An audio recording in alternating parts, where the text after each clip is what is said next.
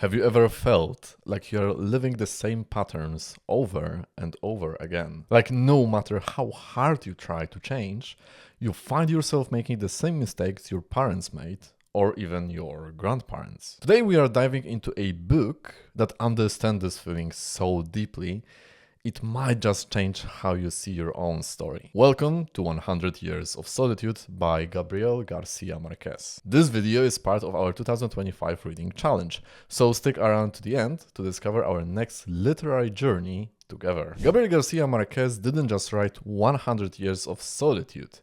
He created a universe. Born in 1927 in the small Colombian town of Aracataca, Márquez grew up in a house where the impossible lived alongside the everyday. His grandmother, Donna Tranquilina Iguaran, would tell him stories about ghosts who visited for dinner, about flowers that rained from the sky, about relatives who levitated, and women who ascended to heaven, all with the same matter-of-fact tone she would use to describe what they had for lunch. She never smiled when she told these stories. That was crucial.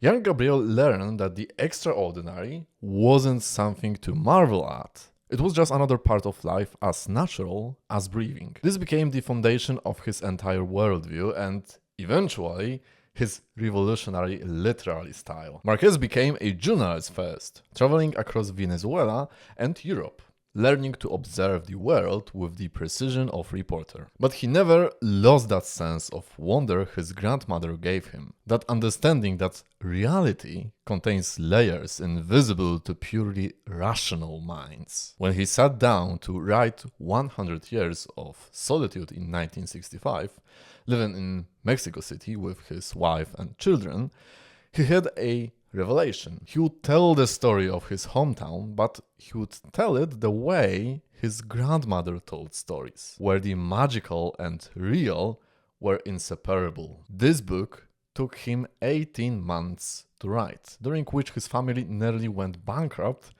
because he was so absorbed in the world of Macondo that he could barely function in the real world. When it was published in 1967, it became an instant phenomenon across Latin America. Within weeks, people were naming their children after the characters. Within years, it had been translated into dozens of languages. In 1982, it earned Márquez the Nobel Prize in Literature. What makes this book so enduringly relevant, especially now, is how it captures something universal about the human experience. Our tendency to repeat patterns, to live in isolation even when surrounded by others, and to struggle with the weight of our inherited stories. In our age of social media and constant connection, we might actually understand the Buendía family's solitude more than ever. We are more connected than any generation in history, yet somehow more alone. Márquez writes with what we call magical realism. But that term almost doesn't do justice to what he accomplishes. This isn't fantasy where dragons exist in alternate worlds. This is a style where the extraordinary happens within ordinary life without anyone expressing surprise. In Macondo, it rains for 4 years, 10 months and 2 days. A woman ascends to heaven while holding laundry. Yellow butterflies follow a character wherever he goes. But these aren't separate from reality. They're woven into the fabric of daily life. The way a grandmother might tell you that your great uncle once talked to angels, and also mentioned that he forgot to pay the electric bill. The novel works as both intimate family saga and sweeping allegory of Latin America itself. The centuries of isolation, the endless cycles of violence, the exploitation by foreign banana companies, the struggle between indigenous traditions and imposed modernity. Macondo's story mirrors Colombia's story, which mirrors the story of an entire continent trying to understand itself in the shadow of colonization. But here's what makes the book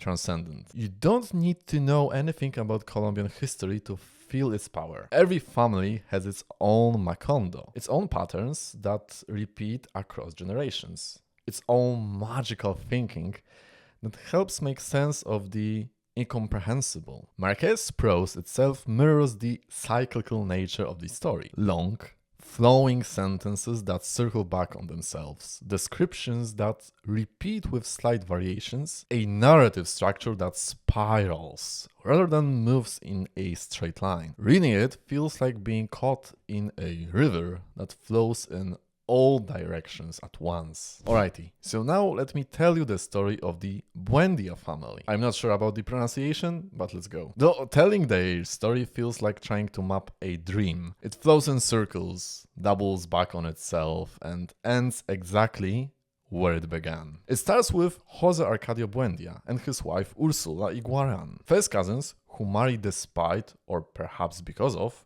Ursula's terror that their children will be born with pig's tails. This isn't just superstition, it's the family's original curse. The fear that too much closeness, too much insularity will produce monstrosity. They leave their hometown after Jose Arcadio kills a man in a cockfight dispute, taking a group of families across the mountains to found a new settlement. They establish Macondo, in the middle of nowhere.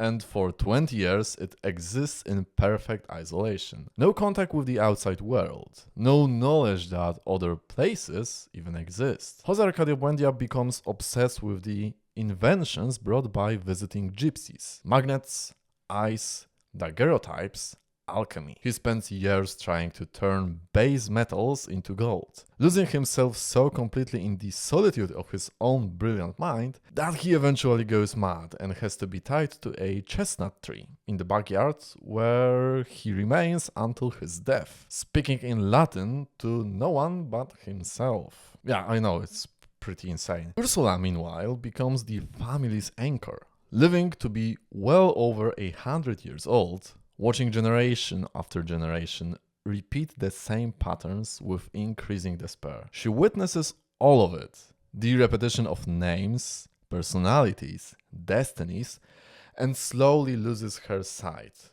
She navigates the house perfectly by memory and instinct. Their children establish the pattern that will haunt the family forever. There are two archetypal Buendías personalities, embodied in their sons. Jose Arcadio, the first son, is massive, impulsive, sensual. He runs away with the gypsies as a teenager, returns years later covered in tattoos, marries a woman twice his age, and eventually dies mysteriously in his bathtub, his blood flowing back to the house in a perfect straight line to alert his mother. Aureliano, the second son, becomes Colonel Aureliano Buendía, born with his eyes open, capable of predicting the future, cold and solitary by nature. Colonel Aureliano Buendía embodies the family's curse most completely. He starts 32 civil wars and loses them all. He fathers 17 sons by 17 different women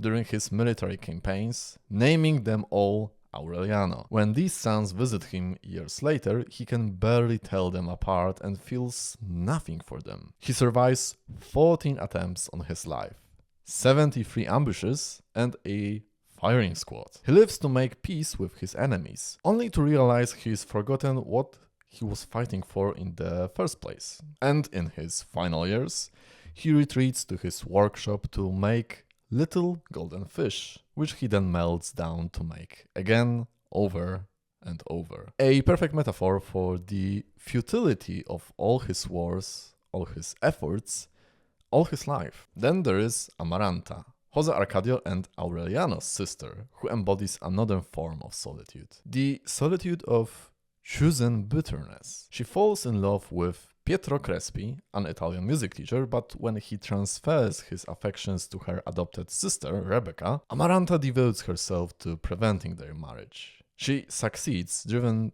Pietro to suicide, then spends the rest of her long life weaving her own shroud during the day and unraveling it at night, like a bitter Penelope. She rejects other lovers, preferring the safety of resentment to the vulnerability of love. Rebecca herself represents the mystery that pervades the family. She arrives as a child, eating dirt and whitewash, carrying her parents' bones in a canvas bag, speaking in a language no one can understand. She becomes part of the family but remains forever foreign, eventually marrying Jose Arcadio, the son, in a union so passionate it scandalized the entire town. After his mysterious death, she locks herself in her house for the rest of her life, living as a ghost among the living. The next generation continues the pattern with variations. Arcadio, so Jose Arcadio's son, briefly becomes the town dictator during one of the civil wars, ruling with such cruelty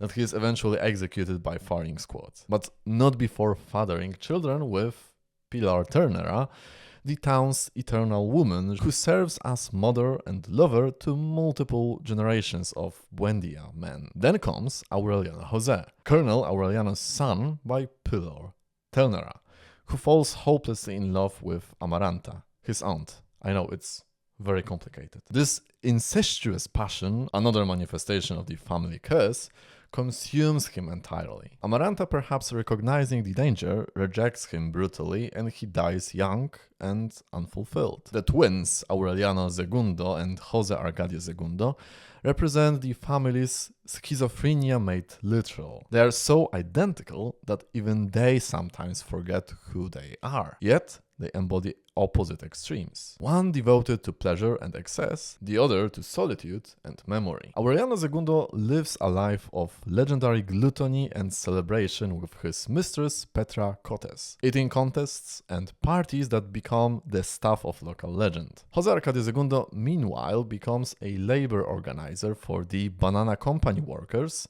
and is the sole witness to the massacre of 3,000 strikers. But when he tries to tell others, he discovers that everyone else has forgotten, as if it never happened. Then there is Remedios the Beauty, so perfectly beautiful that she causes men to die accidentally just by existing. She is completely innocent, almost pre-sexual, understanding nothing of her effect on others. One afternoon, while helping Amaranta hang laundry, she simply ascends to heaven, floating up beyond the clouds while clutching bedsheets never to be seen again. The later generations become increasingly isolated and strange. Mim, full name Renata Remedios, falls in love with Mauricio Babilonia, a mechanic who's always followed by yellow butterflies. When the affair is discovered, her mother Fernanda has Mauricio shot and sent Mim to a convent, where she remains silent for the rest of her life, but not before giving birth to Rodrigo, who will become the family's final member. Rodrigo is raised by Ursula, still alive, impossibly old, nearly blind, but still running the household, and grows up to be the most solitary Aureliano of all. He never leaves the house, devoting his entire life to deciphering the Sanskrit manuscripts left by Melquiades, the gypsy who had predicted the family's entire history decades earlier. As he finally succeeds in translating the prophecies, he realizes they contain the complete history of his family, including his own moment of understanding, which coincides with a terrible wind that wipes Macondo off the map forever. But here's the crucial detail that closes the circle. Rodrigo has fathered a child with Amaranta Ursula, his aunt, not knowing their relationship. The child is born with a pig's tail, the family's original fear finally realized, and is eaten by ants before anyone can save it. As the wind destroys everything, Rodrigo reads the final line of the prophecy. Races condemned to 100 years of solitude didn't have a second opportunity on Earth. This sweeping, tragic, magical story reveals three profound truths about human existence that cut to the heart of what it means to be alive in this world. Let me present them. The first philosophical insight is perhaps the most disturbing to our modern sensibilities. We are not progressing toward anything better.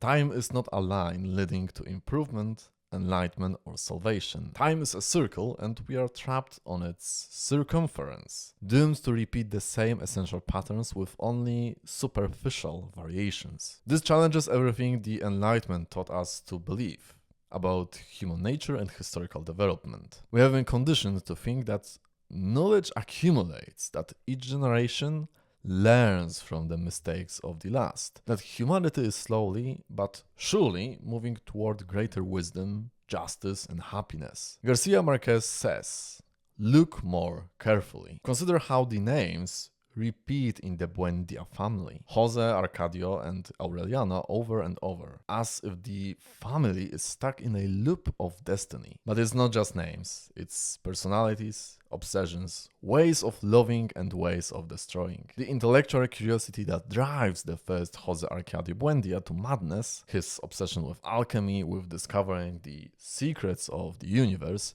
shows up again in the final Aureliano, who spends years deciphering Sanskrit manuscripts. The reckless sensuality that defines the various Jose Arcadios repeats across generations. The impulse toward revolution that drives Colonel Aureliano Buendía echoes in his great-nephew, Jose Arcadio Segundo's labor organizing. Most tellingly, the fear that haunts the family from the very beginning.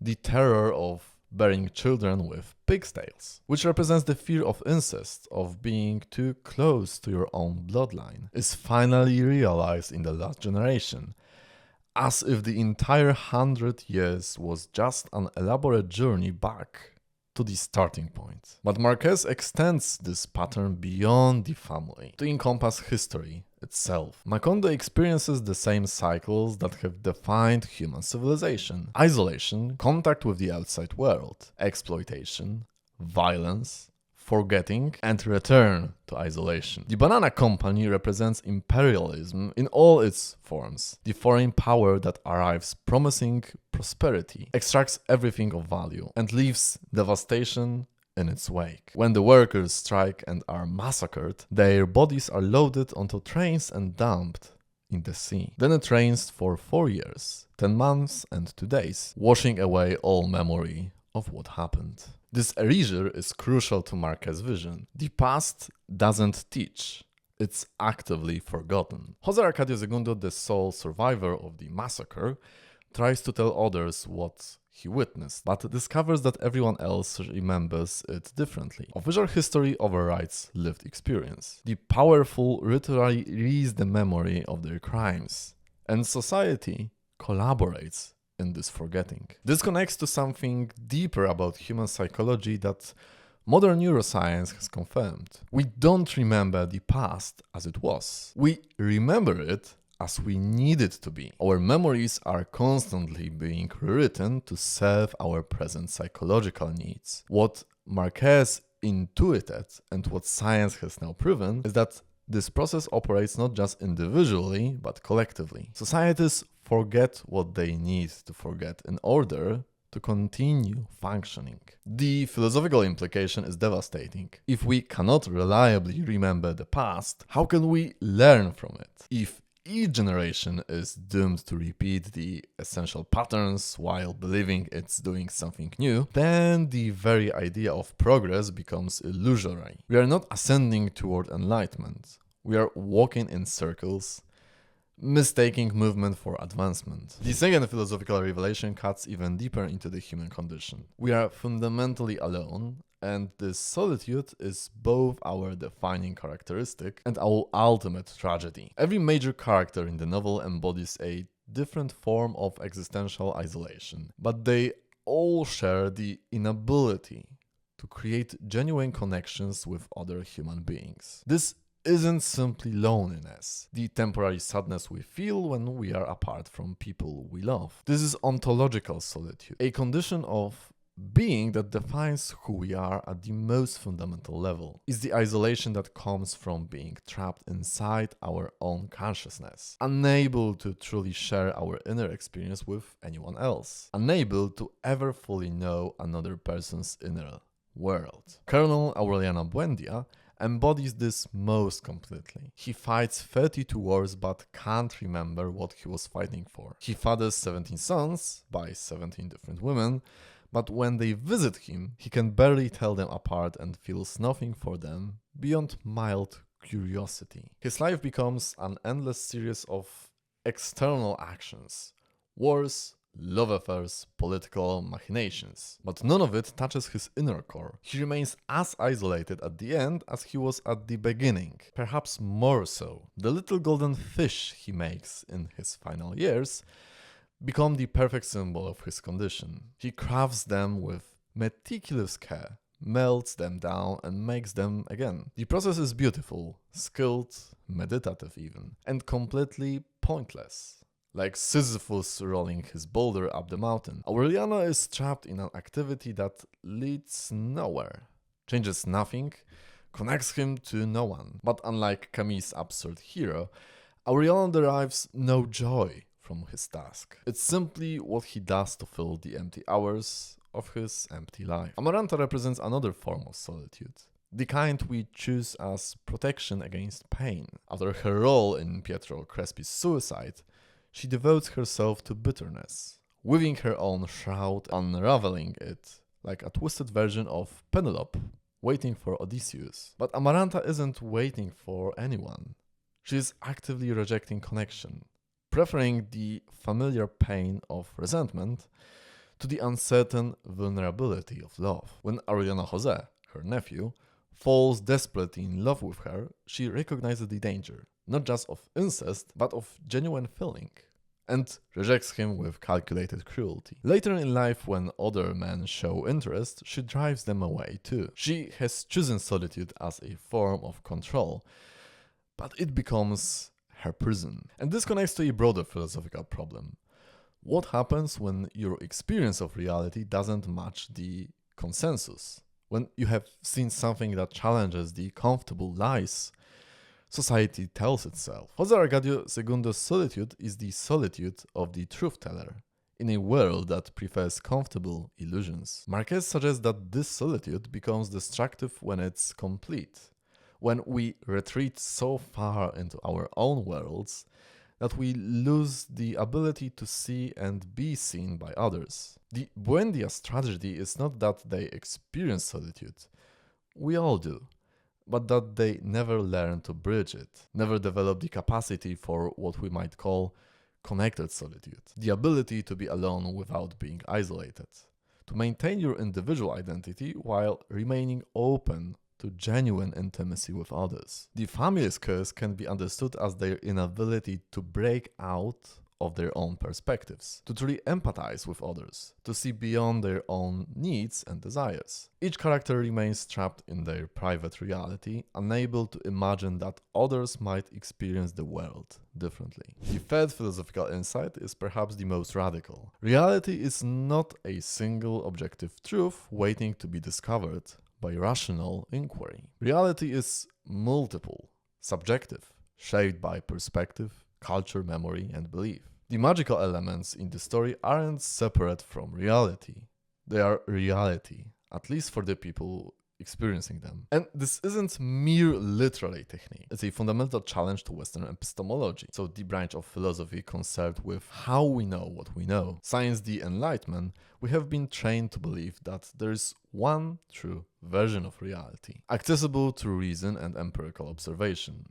Everything else, like myth, superstition, folklore, religious experience, is dismissed as primitive thinking that rational minds should outgrow. Garcia Marquez says, what if that's backwards? What if the purely rational worldview is actually the limited one, missing essential aspects of human experience? When Remedios the Beauty ascends to heaven while folding laundry, when it rains yellow flowers after José Arcadio Buendías' death, when Father Nicanor levitates after drinking hot chocolate. These events are presented with the same matter of fact prose as political developments or economic changes. The narrative voice never suggests that these magical events are less real than the realistic ones. This reflects how people actually experience life, especially in cultures that haven't been fully colonized by scientific rationalism. In many parts of the world, including the rural Colombia of Marquez's childhood, the boundary between natural and supernatural is fluid. Ghosts are as real as politicians. Dreams carry as much weight as newspaper headlines. The dead continue to influence the living in tangible ways. But Marquez, of course, isn't simply advocating for superstition over science. He's suggesting something way more sophisticated, that reality is richer and more complex than any single framework can capture. The magical realist approach allows him to present both the political realities of Latin American history, the cycles of violence, the exploitation by foreign companies, the corruption of local officials, and the mythical ways people process and remember those realities. This approach to truth is especially relevant in our current moment, when we are constantly debating what's real, what's fake news, what count as legitimate knowledge. Marquez suggests that demanding strict empirical proof for everything might actually impoverish our understanding of complex human experiences. Think about how you remember your own family history. Are your childhood memories strictly factual? Or are they shaped by emotion, by the stories you have been told, by your need to make sense of experiences that were confusing at the time? Marquez honors both the historical facts of Latin American experience and the mythical ways people process those facts. Both are true and both matter. The philosophical implications extend beyond literature to fundamental questions about consciousness, memory, and meaning. If reality is subjective, if different cultures, different individuals, and different historical moments produce different versions of truth, then the search for one universal truth becomes not just impossible, but potentially tyrannical. So what does a story about a fictional family in a made-up town tell us about how to live our actual lives in the real world? 100 Years of Solitude is ultimately about inheritance. Not just genetic inheritance, but psychological, cultural, and spiritual inheritance. We're all carrying forward patterns we didn't choose, stories we didn't write, ways of being that were established long before we were born. The question isn't whether we are influenced by these inherited patterns. We are inevitably. But whether we can become conscious of them. The Buendías are destroyed by their inability to see their own cycles, their failure to recognize that they are repeating the same essential dramas with different costumes. But we are not the Buendías family. We are the ones reading their story, capable of recognizing patterns, perhaps learning to see our own more clearly. Surely, the novel's fatalistic tone suggests that breaking free from inherited patterns is extraordinarily difficult and perhaps impossible. But awareness itself might be the beginning of the freedom, even if that freedom is limited. Righty, reading challenge.